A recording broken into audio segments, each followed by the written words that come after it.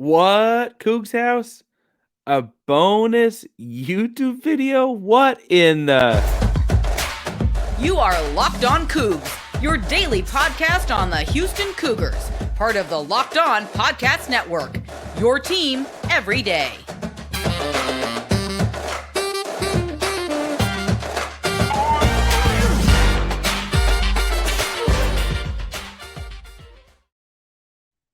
Welcome to Locked On Cougs, daily podcast about your Houston Cougars. I'm your host, Houston-born teacher and coach, Parker Ainsworth, here to talk about all things Cougs. If you're a U of H fan or just a hater who came to step by, please be sure to hit subscribe. Get the podcast each and every day so we can talk Cougs all year long. If you're subscribed, our show should pop up on your feed each day, so you can be sure to make Locked On Cougs your first listen of the day. And welcome back to the YouTube channel, and welcome back if you've already listened to our football preview, our first part of our football preview for the week, getting ready for Eastern Carolina. We're going to be talking all about Houston basketball in this bonus episode today. Now, be sure to subscribe to the channel, like the video, and leave a comment. Remember, every 250 subscribers, we're going to give something away. We're going to be giving away these Marcus Sasser t-shirts with this old rock band type, this the fun stuff on the front that we're giving out.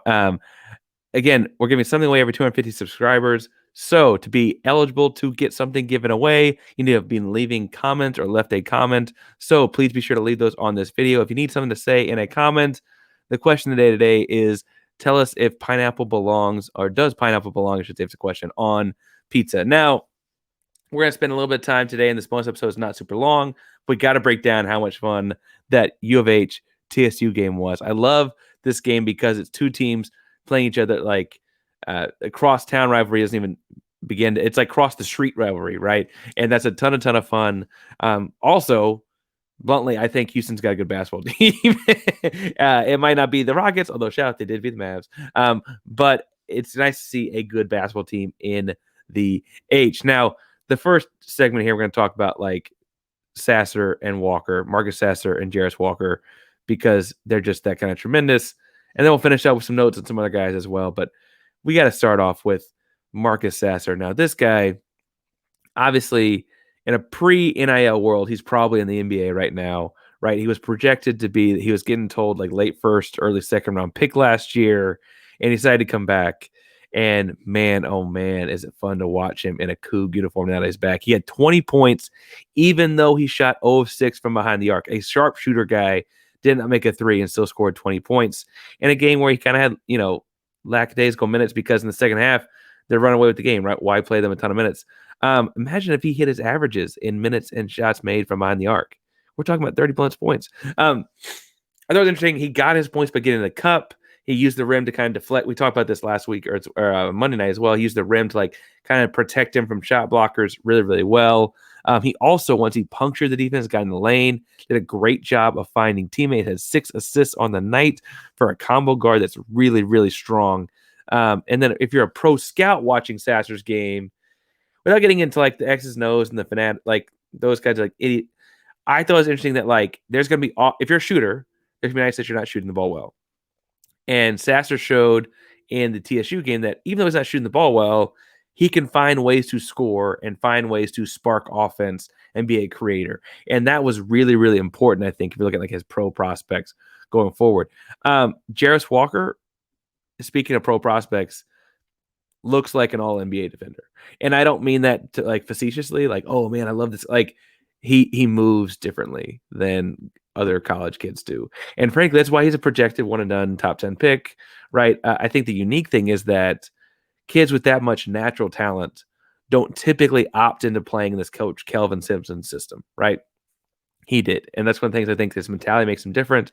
I saw a couple different times. He's got, if you're coaching bigs, you talk about a step gallop as you are going out contest shots.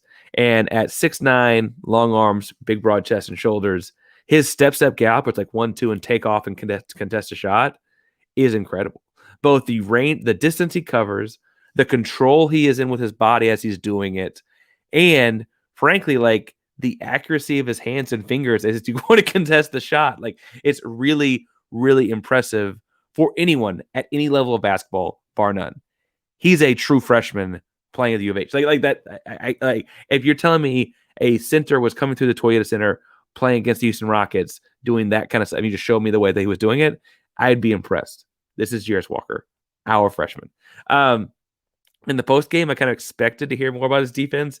Sampson, it looks like, and this is me quickly flipping through things, so I missed something. I'm sorry, because we're trying to record this post game to get to your hands very quickly. He mentioned a lot more about his offensive game, which that was fascinating. Walker had a great game offensively too. Obviously, he kind of bounced back in that sense. But he was talking about like that Jarace Walker might be the best passer on the team, and I was like, hadn't thought about that, but like he might be. He's a pretty strong passer. I still think it Shead, but it's not up to me. I also think that's interesting that like we watch this and Coach Sampson would talk about his offense, and that's fine. And like as I think about it, in the Oral Roberts game where his offense kind of struggled, he got in foul trouble early and was kind of tentative. In this game, he played 17 first half minutes, was not in foul trouble early, and his offense very much flowed. And I wonder if like Sampson's trying to help build confidence there, what the thought there is, because Jarace Walker doesn't look like a young guy, doesn't play like a young guy, he very much is, right? So I wonder if there's some aspect of the mental side of the game there that coach is doing. Speaking of not playing like a young guy, I know I play pickup basketball every Sunday, and like honestly, my body does not quite recover in like, okay, bluntly, I'm super freaking sore the next day. Like that's just the only way to put it. And I've found that there's ways to find more energy when it comes to these kinds of things. And if you want more energy to counter the negative physical effects of aging or being over 30, Nugenix Total T testosterone booster with Testofen will help you turn back the clock and re-energize your workouts and get better results at the gym and help you look and feel like the man you really want to be. Nugenix Total T contains man-boosting key ingredients like Testofen. It's been validated in 5 different clinical studies to show, and it's shown to boost free testosterone levels in men. Because Nugenix Total T boosts your free testosterone that the aging process would rob you of, you'll feel stronger, leaner, with more energy and drive and passion too.